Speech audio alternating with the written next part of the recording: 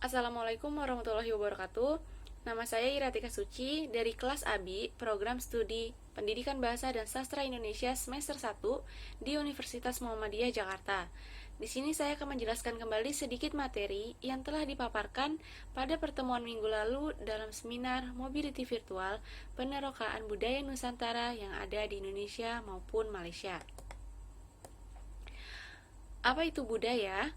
Budaya merupakan pola atau cara hidup yang terus berkembang oleh sekelompok orang dan diturunkan pada generasi berikutnya, atau bisa disebut juga suatu gaya hidup yang berkembang dalam suatu kelompok atau masyarakat dan diwariskan secara turun-menurun dari generasi ke generasi berikutnya. Minggu lalu, saya mengikuti seminar mobility virtual dan mendengarkan paparan dari Ibu Aida Semardi, yaitu mengenai ragam bahasa di Indonesia. Banyak sekali ragam bahasa di Indonesia. Ragam-ragam itu bisa dilihat dari budaya-budaya yang ada. Maka dari itu, tidak heran jika bahasa dan budaya memiliki hubungan yang sangat erat. Oke, mari kita bahas kembali mengenai hubungan bahasa dan budaya. Apa itu bahasa? Bahasa adalah kemampuan yang dimiliki manusia untuk berkomunikasi dengan manusia lainnya menggunakan tanda, misalnya dengan kata dan gerakan.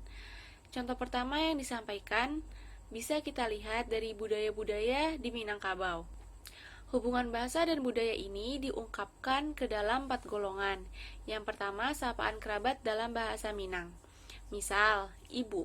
Ibu dalam bahasa Minang disebut mande atau bundo. Sedangkan kakak perempuan disebut uni, one, atau uniang. Yang kedua, ada dari lagu daerah Minangkabau. Misal, lagu yang berjudul Kampung Nan Jauh di Mato. Jika kita belum terlalu memahami bahasa Minang, maka kita tidak akan tahu betul apa arti dari lagunya. Sebenarnya lagu ini sangat bermakna luas, yaitu bercerita tentang orang Minang yang rindu kampung halaman saat sedang merantau, yaitu hal yang paling merindukan ketika berada jauh dari kampung halaman. Satu lagu lagi ialah lagu Pulanglah Uda, yang menceritakan tentang kerinduan dan penantian seorang gadis Minang pada sang pujaan hati yang pergi merantau. Selanjutnya ada nama daerah dan tempat wisata di Minangkabau, yaitu ada Aya Angek dan Jembatan Siti Nurbaya. Yang keempat ada nama-nama makanan di Minangkabau, di antaranya lamang tapai, ayam singgang, dan palai rinuak. Setelah Minangkabau, kita bisa ambil contoh lain dari daerah Jawa. Sama halnya dengan yang dibahas tadi, dapat dituangkan dalam 4 golongan. Yang pertama, sapaan kerabat dalam bahasa Jawa. Kakek dalam bahasa Jawa disebut juga Mbah Kakung atau Eyang Kakung. Nenek dalam bahasa Jawa disebut Mbah Putri atau Eyang Putri. Yang kedua, ada juga lagu-lagu di daerah Jawa, yaitu Gundul-Gundul Pacul, yang bermakna bahwa seorang pemimpin sesungguhnya bukan orang yang diberi mahkota, tetapi dia pembawa pacul untuk mencangkul, mengupayakan kesejahteraan bagi rakyatnya. Lagu kedua yang dapat kita ambil ada lagu Cublak-Cublak Suweng, yang bermakna kebahagiaan sejati.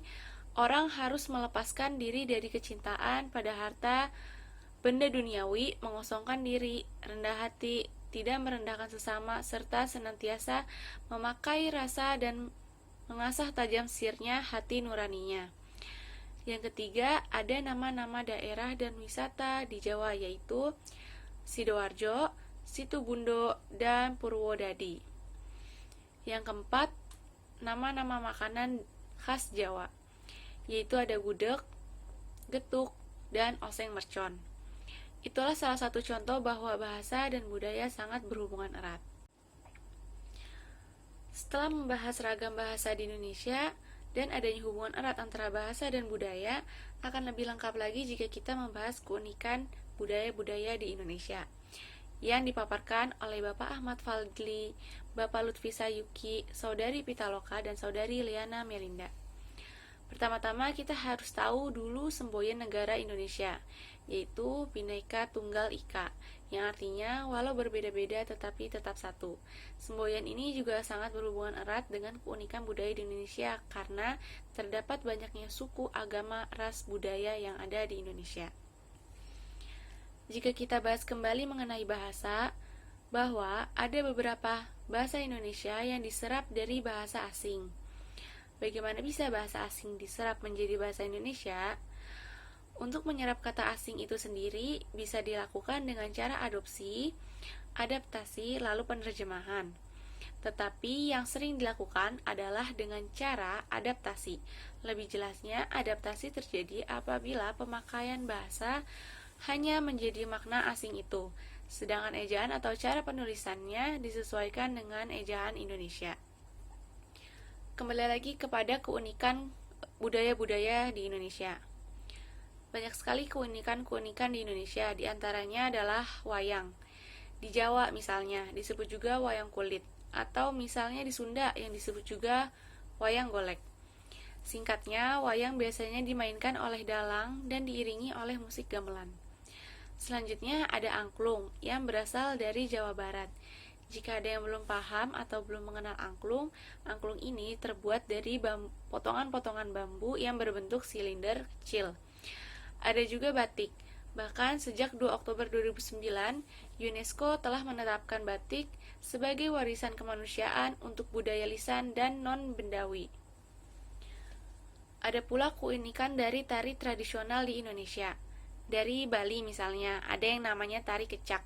Indahnya tarian tidak sekedar keindahan belaka yang dipertontonkan ke publik umum, tetapi juga memperkenalkan budaya tari di Indonesia, dan tarian-tarian ini sebenarnya memiliki makna-makna yang sangat dalam.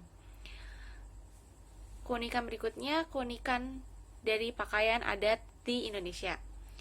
Pakaian adat kebaya dari Jawa Barat misalnya, atau baju setting dan kain cual dari Bangka Belitung, baju bodo dari Bugis. Dan hebatnya lagi, ternyata baju bodo adalah salah satu baju tertua di dunia. Ada lagi keunikan lainnya, yaitu keunikan tradisi di Indonesia. Ada beberapa yang akan kita bahas, salah satunya yaitu halal bihalal.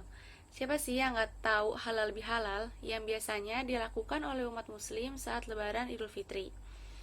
Hebatnya lagi, ternyata halal bihalal hanya ada di Indonesia loh.